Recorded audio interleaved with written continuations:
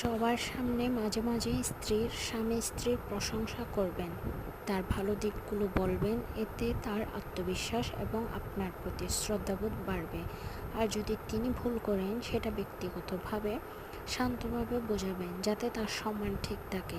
মানুষের সামনে তাকে অপমান করবেন না। ভালোবাসা মানে শুধু পাশে থাকা নয়, সম্মান দেওয়াটা বড়।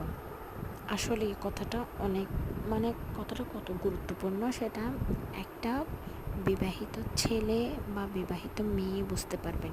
একটা মেয়েকে যখন সবার সামনে অপমান করে তার প্রিয় মানুষ, তখন তার মনটা ভেঙে চুরমার হয়ে যায়। আর সেটা যদি হয় এবং তার শত্রুর সামনে, যেমন ধরুন আমাদের মেয়ের জীবনে, সাংসারিক জীবনে অনেকেই শত্রু আছে যা আমাদের দুঃখ দেখলে হাসে।